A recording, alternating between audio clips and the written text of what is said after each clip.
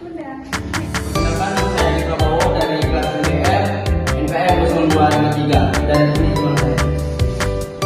Perkenalkan, nama saya Muslim dari kelas MDR NPM 0264. Perkenalkan, nama saya Ibrahim dari kelas MDR 3 NPM 02.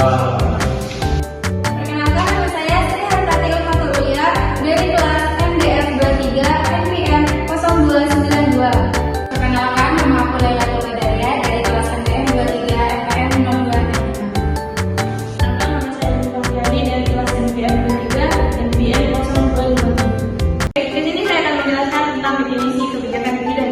Kebijakan dividen adalah keputusan yang diambil oleh perusahaan terkait dengan seberapa banyak laba yang akan dibagikan kepada pemegang saham dalam bentuk dividen dan seberapa banyak yang akan disimpan dalam perusahaan atau dana yang ditahan untuk menggunakan dalam investasi atau pengembangan perusahaan lebih lanjut. Kebijakan ini mencerminkan strategi perusahaan dalam mengelola aliran kas dan mempengaruhi hubungan antara perusahaan dan para pemegang saham lainnya. Kebijakan dividen stabil. Membayar dividen yang tetap harus sedikit meningkat setiap tahun. Terlepasnya dari fluktuasi laba perusahaan. Dan yang kedua, kebijakan dividen berdasarkan laba. Dividen dibagi sesuai dengan laba yang diperoleh perusahaan pada tahun tersebut. Yang ketiga, kebijakan dividen rendah. Perusahaan membayar dividen dengan jumlah kecil dan lebih fokus pada reinvestasi laba untuk pertumbuhan.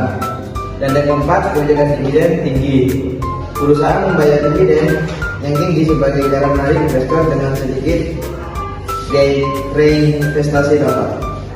Baik, di sini saya akan menjelaskan tentang studi kasus kebijakan dividen pada PT Maju Bersama, di mana PT Maju Bersama adalah perusahaan manufaktur yang telah beroperasi selama 10 tahun, di mana pada tahun 2024 perusahaan menghasilkan laba bersih sebesar 5 miliar.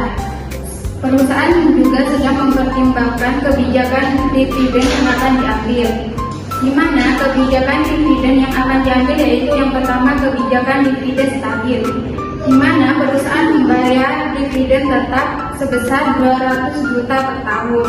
Yang kedua yaitu kebijakan dividen hasil tetap, di mana membayar 40% dari laba bersih sebagai dividen. Yang ketiga yaitu kebijakan dividen sisa, di mana perusahaan hanya tidak akan ada peluang investasi baru untuk tahun 2004 dan perusahaan memutuskan 2 miliar untuk proyek baru. Saya akan menjelaskan tentang soal yang pertama, yaitu kebijakan dividen stabil.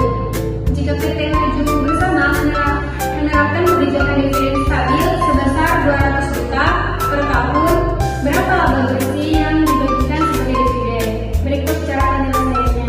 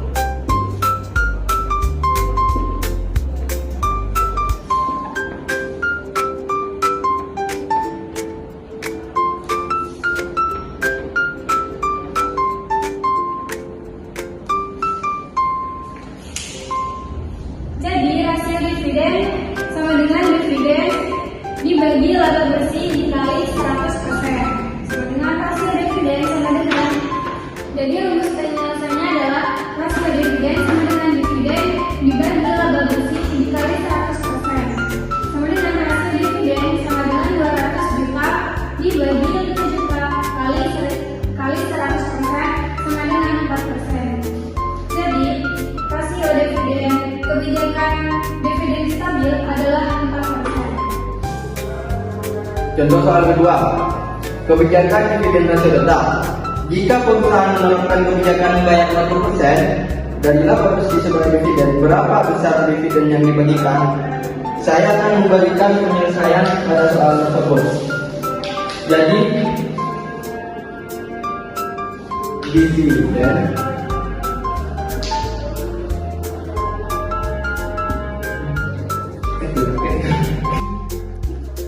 saya akan memberikan penyelesaian pada soal tersebut.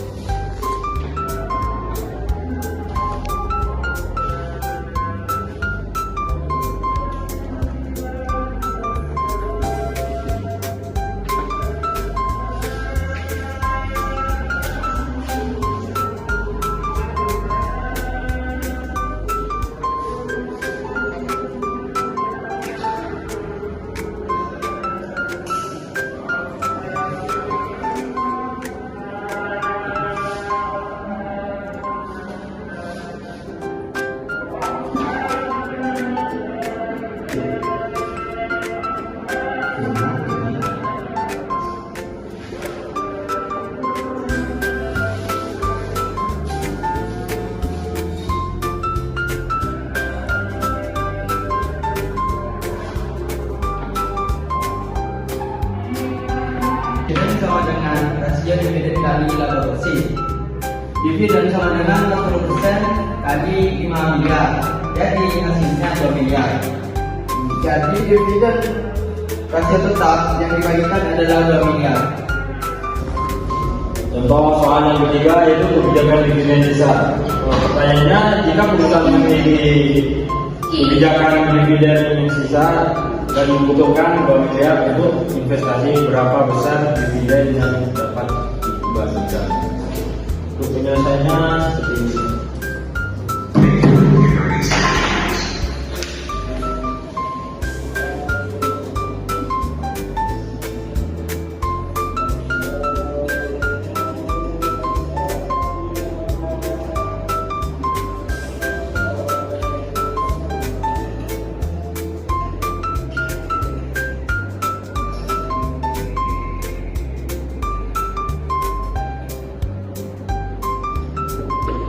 Untuk caranya, dividen sama dengan laba bersih dikurangi kebutuhan investasi.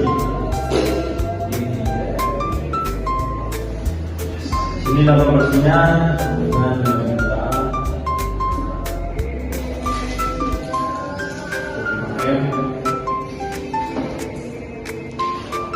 Kurangi kebutuhan investasinya 2 miliar.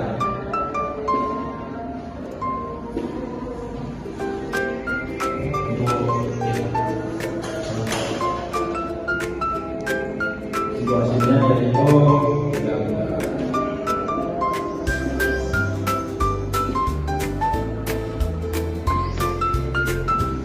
Dividen yang dibagikan adalah 3 miliar.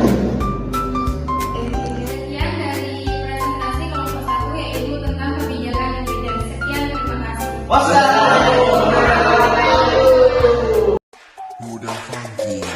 Like, comment, dan subscribe-nya.